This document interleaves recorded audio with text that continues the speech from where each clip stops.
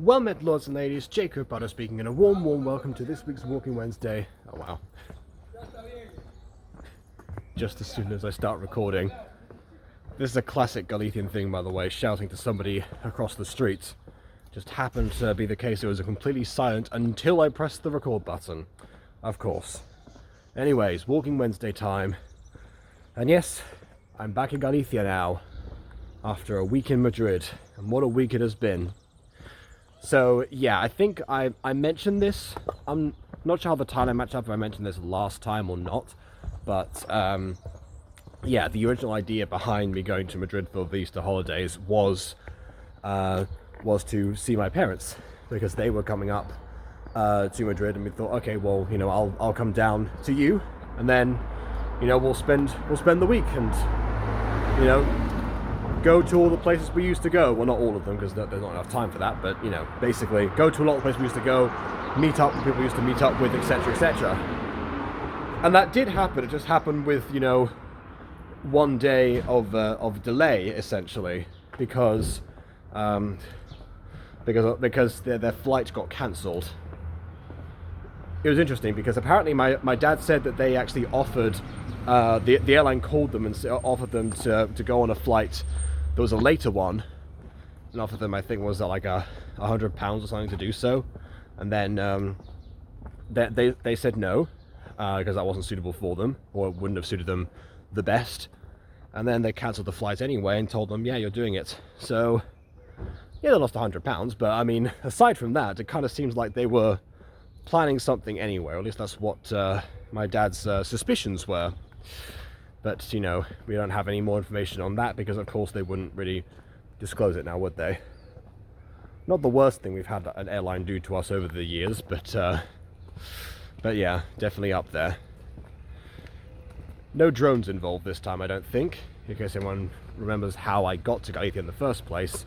The flight I was supposed to, well, the flight that we did take, somebody apparently hadn't switched off one of their drones, which they were required to. They couldn't take off until that had been solved, and because none of the staff spoke Spanish, they actually had me go up and do the announcement, because I think I was sat in like the front row of like the gates, and they heard me speaking English and Spanish to different people. So yeah, they were like, hey, can you help us?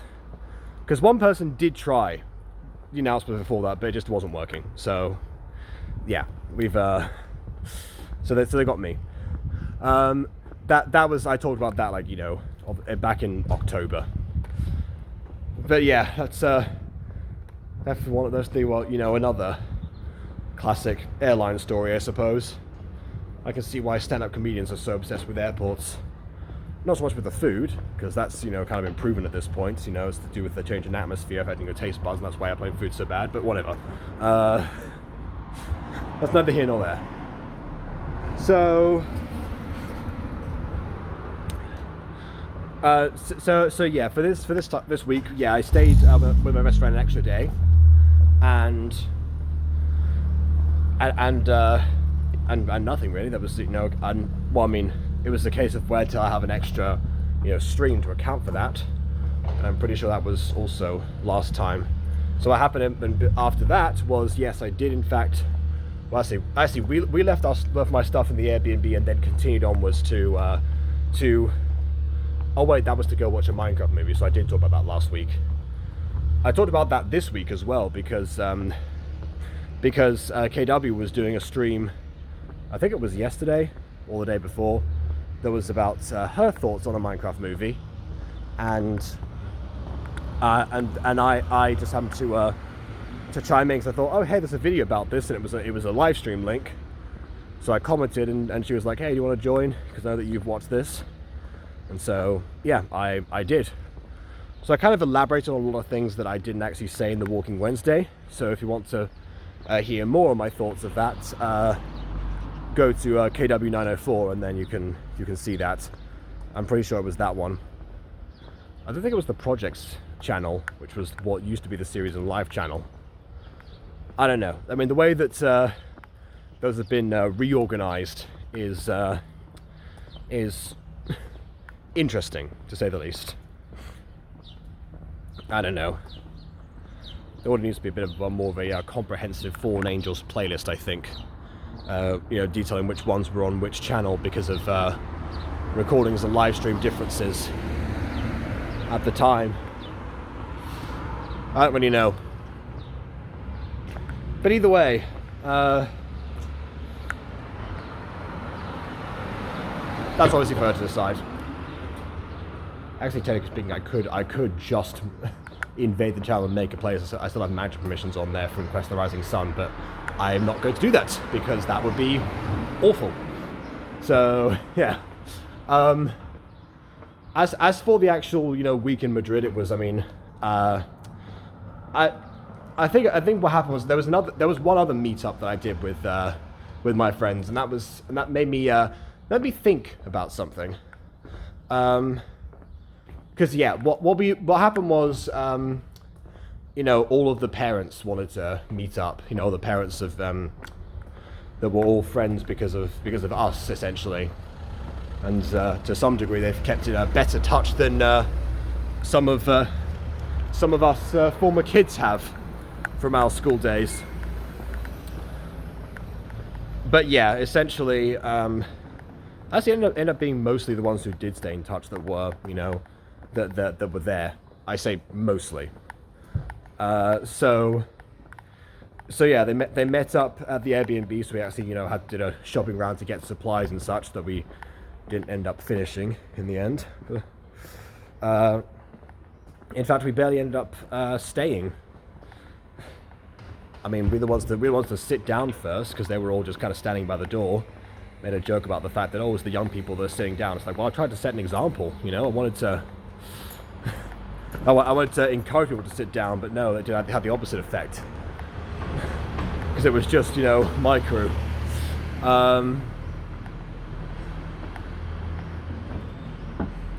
Yeah, so we, I don't know, so we decided to, you know, get out of there, essentially. I think that's the day that we went to the video game museum. I think that might have been that trip, or maybe that was actually a little bit before. No, I think it was that time. Yeah, so we went to we took the metro and went across the city to get away from our parents, and that got me thinking, actually. Like, what used to happen whenever, like, parents would meet up or something, or there'd be like a big play date with several people at someone's house. You know, most of the time, like us kids, as in when we were kids, we would just, you know, go either upstairs or somewhere in a different part of the house, or, you know, we would go to a different room in order to hang out with each other and leave the parents possibly, you know, in the dining room or wherever they like to be. I don't really know. And now we decided that instead of going to a different room, we go to a different part of the city. Just kind of got me thinking. It's the same idea. It kind of struck me was like, oh, we always kind of get out of the way whenever there's a meetup, which I thought kind of defeated the purpose. But I realized, of course, yeah, for them, particularly because they obviously all live in the same city still, it makes no difference. So yeah, it was kind of peculiar in that sense. Just got me thinking. As far as the video game museum actually goes, the idea was that basically the so I'm trying to wait for this car to go. The cars will wait for you, but I don't like having to have them wait and then me have to rush over. So I try to make sure that, you know, they're not around, and then I just, you know, go over. So I pretend that I'm not going to cross all the time.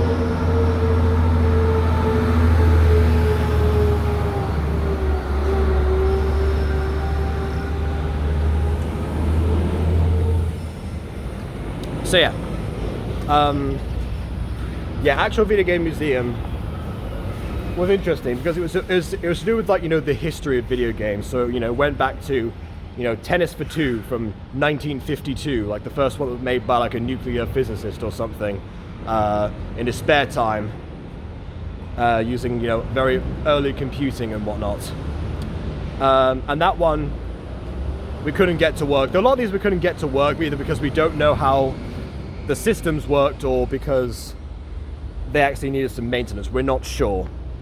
Because I mean, you know, there was because there were a lot of things from, you know, obviously from the 70s onwards to like the 80s was like the main part of the first section. It went like sequentially, so you started on the left and then like made your way through, and then all the displays were interactable, so you could play any of the games that you wanted that worked. And there were lots of ones that we didn't actually recognize, because obviously, you know, a lot of the games that you would have on displays are the famous ones that have stood the test of time. Other ones, I guess, would be ones that like pushed forward something, and normally they weren't the same, just not this time, I guess. So I don't know, take that for what you will. Some outliers would be this one particular, like, you know, like 8-bit combat video game that was a little bit like a D&D party in the sense of you could pick like different characters with different, well, I mean, not different abilities, but how more like different manifestations of those abilities. Because yeah, it was kind of a case of, okay, well, you know, this button, you know, so this button, you know, fires energy beams from the wizard, and but this button also fires arrows for, you know, the archer or something like that. I remember I played 2 characters because there were 4 displays and there was only 3 of us. Well, it might be a different day actually. Now I said there were only 3 of us there, so I think maybe that was, no, that's right. Yeah, that was a different time because we met up with somebody else, and not with someone else. So we on the day with of the meetup, we actually just went to again one of the friends' houses, whose parents were actually also at the gathering, and we watched Hot Fuzz. So what happened with that one was that I mentioned, because my best friend told me that he was apparently that he said that there was he said that you know, his company could transfer him to if he wanted to a particular city, and that was Sanford. At least that's what he said. I said, I didn't know that existed. I thought isn't that the town from Hot Fuzz? Hot Fuzz has a different name in Spanish, by the way, Arma Letal, which apparently is also, you know, the name for obviously lethal weapon. So I don't know why they call it the same thing. So yeah, he didn't recognize the title. I said, oh wow, well you've got to see this. So he brought it up again, and then when we went with that other friend's house, we decided to watch it, because apparently you can watch it on Movistar Plus, which is a streaming service that I forgot existed. But because Movistar has is one of those you know, phone companies over here, they have a lot of they have a lot of market power. So I guess it's popular in Spain to some degree, from a certain point of view. My best friend ended up falling asleep during that. He was super tired, so not a reflection on the movie. He said he was enjoying it. Definitely, I said it before, live action dubs are not as good as animation dubs, and so for a lot of the time it is mostly worth watching something in its original language if it's live action, and Hot Fuzz is no exception, because a lot of the obviously there's going to be some, you know, verbal humor that gets lost, but also some of the performances just, you know, weren't as good, or, you know, certain aspects of it were like, oh wow, I wish this were here. Speaking of that, new path, I think. This was not here before. But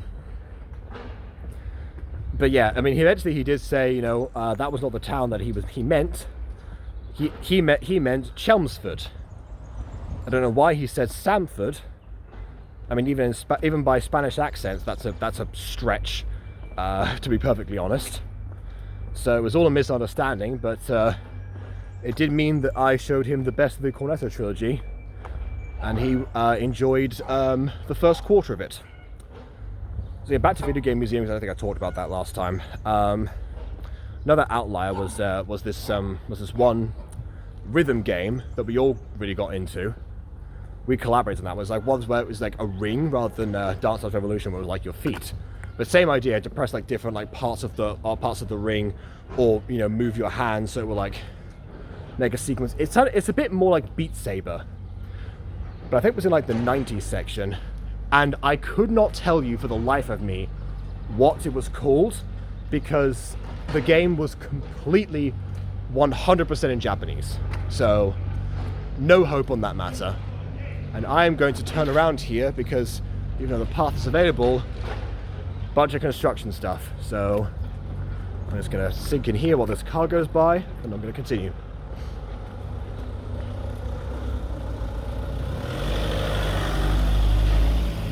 Alright. So, I think that was our favourite one. Of course, there were plenty of Mario ones. There was one Sonic one that I didn't get to play because the queue was too long all the time. There were quite a few Tomb Raider ones actually, or at least a couple of them anyway. There was a big focus because of the Temper exhibition was on PlayStation, so I guess that's why there were several Tomb Raiders. I used a PS5 for the first time because they had there was it like not Astro Boy, that's the classic anime. Something Boy, whatever one of their mascots is. I forgot about this from the Connect video. I was terrible at it. It was partially parkour and ice based, and I got 4 jumps. I was awful. So there you go. PS5 experience for me. Yeah, I don't know. I thought the PS2 is the best-selling video game console of all time. I did not know that. There was nothing from the Wii, and that did surprise me because, you know, obviously it's not like the best-selling, but it was, you know, like hugely significant for its time. So I don't know why it was exempt. Maybe the temporary Nintendo exhibitions, whenever those come around, they're the ones that that's the time for the Wii to shine. I don't know. There are different things talking about like the different like console generations, and I guess the different like rivalries they might have had around that time, and etc. So yeah, overall a good time, but not directly after the meetup. Forgot to mention as well during watching Hot Fuzz that the host friend's dog decided to you know, play bite with me. So I think the dog is well, I would have said teething, but no, it's like not really a puppy size at all. So I have no idea. But yeah, just started like trying to like, you know, claw at my like bite my arm, and so in the way that like a teething toddler would. Also, the dog is a bit more of an issue, so I said, you know, just push him. It wasn't even like the hostess said, just push the dog. It's like, do I really, is that you're telling me to go push the dog? I thought it wouldn't do anything, because I thought I pushed off the sofa, then just jump back up again.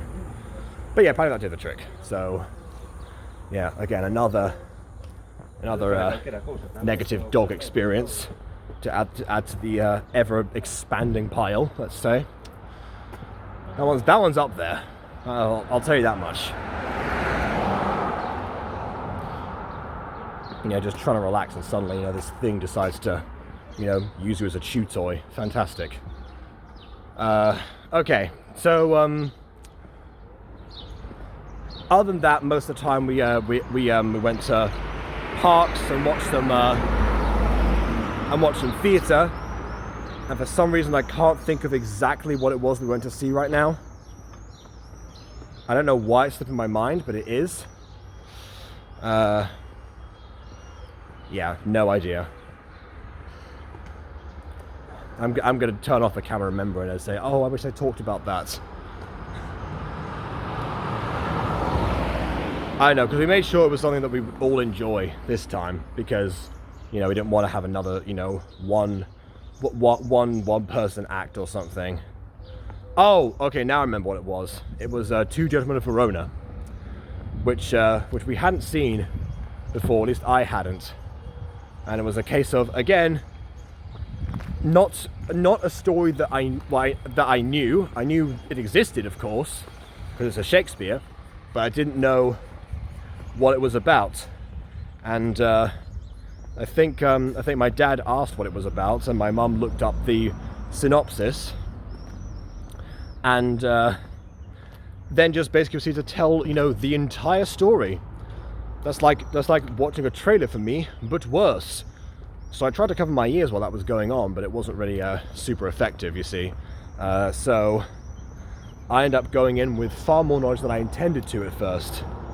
Because I'll say this, you know, going in with no knowledge for a Shakespeare production can sometimes be, you know, quite overwhelming. But in Spanish, actually, I think it's, obviously if you know Spanish, it's I think it's a lot easier. My first ever Shakespeare experience was Midsummer Night's Dream, but that was like a kid's version, so it was modern Spanish. You know, it's typical to translate Shakespeare into more traditional Spanish, let's say, or what they call Castellano Antiguo, you know, old Castilian. Which, yeah, you know, makes sense. So that was kind of what we had with this one.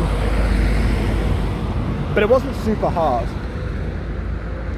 I will say it was another classic example of, you know, old language with modern setting, which, again, I really think just does not help at all. Why would you keep the language, or better yet, why would you translate the language, keep it in the old Castilian version, but yet update all the wardrobes and say, oh, okay, now it's modern, now people understand what's going on? No, that's not the part that people like can't relate to with Shakespeare. And that happens all the time. So, yeah, I mean, my classic usual Shakespeare complaint aside, I actually really enjoyed it. I mean, you know, it was definitely hard to relate to like the happy ending when some of the characters were just, you know, awful overall. I mean, I kind of knew what it was going to happen, so I wasn't, you know, disappointed, but so I was spoiled on that matter. But yeah, it did seem like, particularly like the main person instigating like all of the issues, kind of that Proteus this would be, got off a little bit scot-free, let's say, given everything that happened. But yeah, I mean, what you want really from a Shakespeare is like, you know, to understand everything is the performances. And the performances, you know, like they sold, you know, everything that you needed them to sell. Like particularly, I'm forgetting the character's name, but Proteus's, you know, fiance. She was probably my favorite. I mean, she was, you know, as sassy and sarcastic as she was, as she needed to be, and that was, and we loved her for it. And also, I will say that Proteus, you know, even as his romantic allegiances changed after he went to Verona, the woman that he then, you know, put his affections on, roundly rejected him because, you know, first of all, she loved his best friend already, but secondly, it was, you know, she was having none of it because, like, well, I mean, what the heck, you just betrayed your best friend, you know, like. It does definitely show that, you know, they were a lot savvier than they let on. Anyway, you know, gotta love a good old Shakespearean comedy. But they said it was his first play. I'm not sure if that's true, because obviously the order of them is kind of, you know, a little bit askew anyway. It could have been his first comedy. It was one of his early ones for sure. So, yeah, possibly a bit more palatable for that reason for, I guess, a new person. So yeah, that's all I'll say about that, because again, I don't want to elaborate too much. One last thing I want to talk about today, because I do have to get back at some point. Well, I think I'm good as far as time goes at the moment, but, you know, just in case, because I did leave in the middle of, you know, after doing my first lesson of the day. I have 3 more after this, but I have choir before that. So I have those ones, 3 more lessons, and then the big choir rehearsal an hour later, which I might stay for. I might go back and have some food and then return. Not sure. So yeah, I guess overall I'm doing Walking Wednesday again right just before I go to choir on Wednesday. But it's not the same choir rehearsal, because yeah, the rehearsals are back on for, you know, break times now. It seems like it seems like the director thought that was would be a good method to reintroduce, despite the fact that lack of attendance was the reason he stopped doing that to begin with. And yes, lack of attendance has happened again, because there were only 5 of us, including me, in the soprano one yesterday.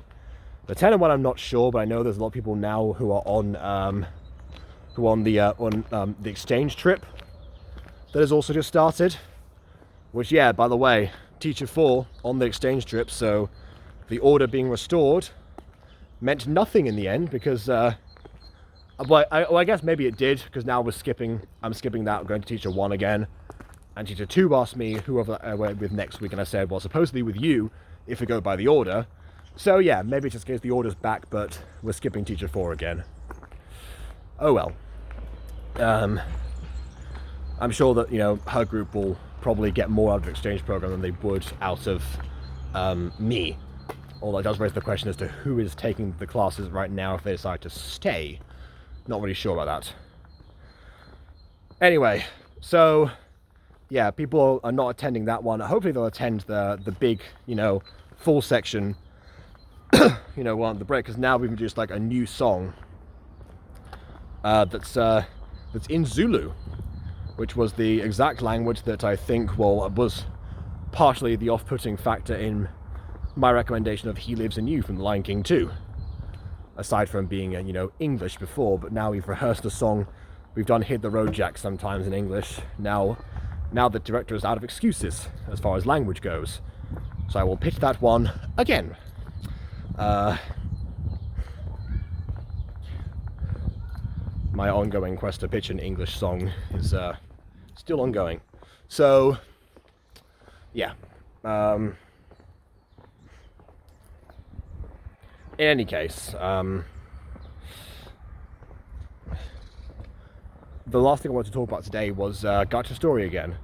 So I mentioned this in my stream yesterday of week 1 of Gacha Story, and how I was, you know, very concerned about the state of Gacha Story, because, well, first of all, it's very difficult to search it up on YouTube, because obviously when you search up Gacha Story, people have been making things where they say, you know, a Gacha Story for years in the title, and that's not helpful, because obviously if you want to look for things made in the app, you have to specify either visual novel, which, I mean, even to that degree, some things still pop up. I mean, even Monet, back in the day, was trying to do, I think she might still be doing this at some point, but not at the moment. Like, one of the projects that she was doing was, you know, a full-length, you know, movie that was a visual novel using Gacha and The Sims, but Gacha as like the main part for the dialogue, and The Sims for the actions. Ironically enough, the thing we watched yesterday actually uses Gacha Story for the dialogue, and what people are calling now real Gacha for the actions. So this ended up being a bit of a, you know, turns of table situation. But yeah, like, so, I mean, and, you know, she's got parts that were out, that were, you know, released as individual scenes. Some other people did Gacha visual novels as as a stylistic choice back in the day before it was even announced there was an option. So yeah, I mean, it's difficult, and I only found 3 results, one of which was a tutorial that actually used Gacha Story, aside from people making a bunch of playthroughs. Like, all the playthroughs and guides on how to use Gacha Story are clogging up the search terms for content made with Gacha Story. So yeah, I'm concerned for that reason. Or at least I was. I will say, since then, as of right before I filmed this, my concerns have been somewhat alleviated. So one thing in Gacha Story that I haven't really talked about too much, because there wasn't much to talk about, was the featured section, which was, of course, supposedly, coming out on April 23rd, and was going to include things like, available stories for you to play and, import and play in the app itself. So you can actually use the app to play visual novels. So it's kind of self-sustaining in that way. Similarly to, I guess, Episode, which has been compared to on a couple of occasions. And obviously April 23rd is today, so the featured section is now available and has obviously mostly the same things, because Luname's picks ended up, of course, being the ones that were most downloaded and are featured as of the week, which makes, again, makes sense. So you'll find the same things if you go in there right now. And I just picked one at random, because there are multiple languages, by the way. It makes me think that future up they probably should separate those. Not that you can't tell, because again, the title kind of gives it away. Like School Invasion, for example, or Invasão Escolar or something was, clearly, I believe, Portuguese. So, if you want a Portuguese story, that's the one that's on there. I think it's on page 5 right now of the most downloaded of all time. Yeah, there's 5 pages overall for all of those, which means that you have, I think, was it 6 per page? So 30 stories in total, more or less, give or take, going back and forth, and obviously they will change.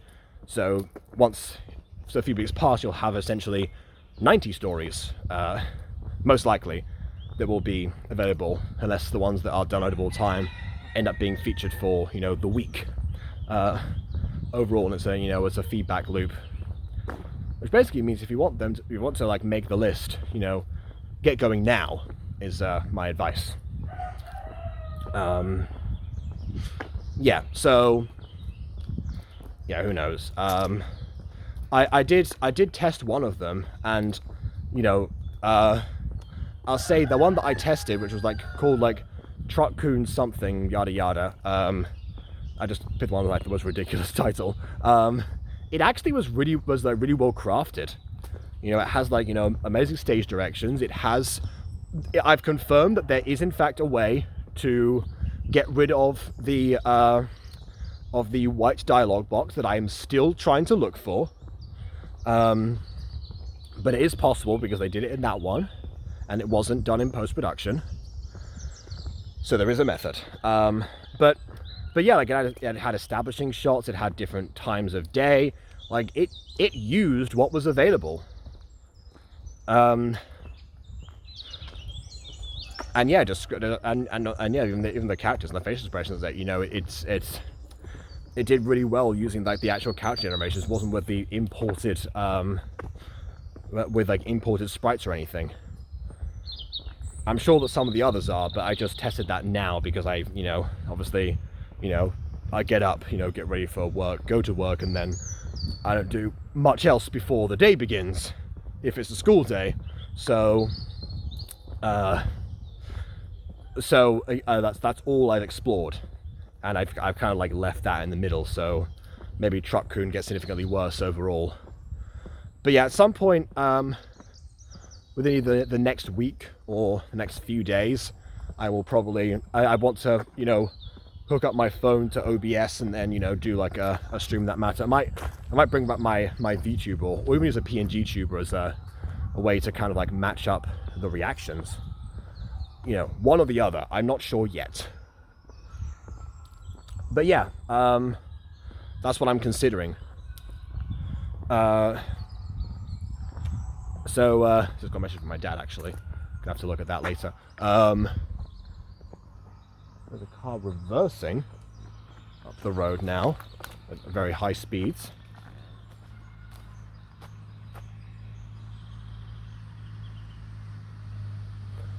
If I'd done that during my exam, I would have failed, probably.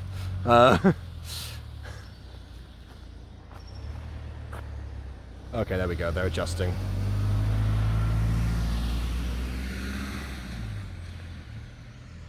I should probably head back that way as well. Again, I'm doing fine for time because I had 2 free periods, but, you know, one is expiring, and I could probably use that time to, I guess, go back on Gacha Story. Because, yeah, like, you know, I know I play this up a lot, but I mean, you know, I'm really excited for this. I don't think I've been as excited for the potential of a game since I first discovered Gacha back in 2018. I'm not exaggerating. I mean, obviously, I guess, like, I don't get hyped about, like, you know, game stuff usually in general. Video Game Museum was, you know, a good experience for me, but it wasn't like I was, you know, like overhyped to try the original Donkey Kong for the first time or something like that. Not that it was a bad experience at all. But yeah, I mean, from my experience back in the day trying out how, you know, episode or screen tap, as I like to call it, would have been, you know, would be used. You know, now I'm seeing, you know, how much more intuitive Gacha Story is than episode was all those years ago. Again, maybe it's changed. Because people did ask me to check out episode stories. But I don't know. Like, it's something that's like, okay, now, you know, my desire to make a visual novel is, you know, is being satiated, let's say. As time goes by, and who knows, maybe there'll be something available for you lot to play in the near future. Possibly by the time this video comes out. Depends when I post this. Yeah. So if there is something, I will definitely put it in a pinned comment. So you know, look out for that, I suppose. I would. I'd very much love to make the list, even though it's probably not going to happen.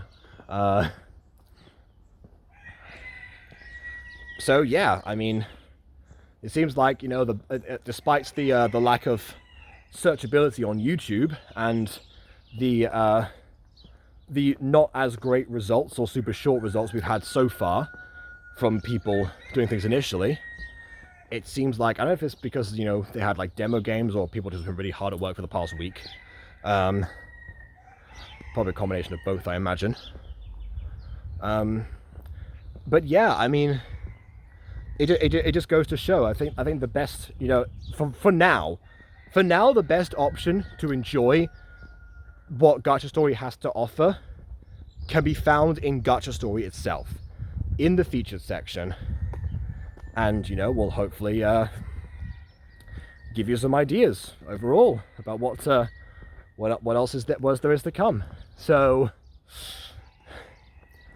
yeah, I mean, that seems like that is the best method for now, and I think maybe if I'm going to continue to explore it on Gacha Review, I'm going to probably adjust my methodology behind it from Gacha Review to Gacha Playthrough. It's probably still going to be reviews. I'm still going to give my opinions. Maybe I'll change the name of the show. Maybe it'll be something different. I don't know. All in all, definitely if I show off Truck-kun, so far it's a contender for the inevitable best visual novel category in the Jacobs 2025. But of that, of course, in December. For now, it is still the early days, and there's still a lot to discover. So happy creating, and please leave a like or dislike because your opinion matters. And subscribe if you haven't done so already. And on that note, until next time, farewell.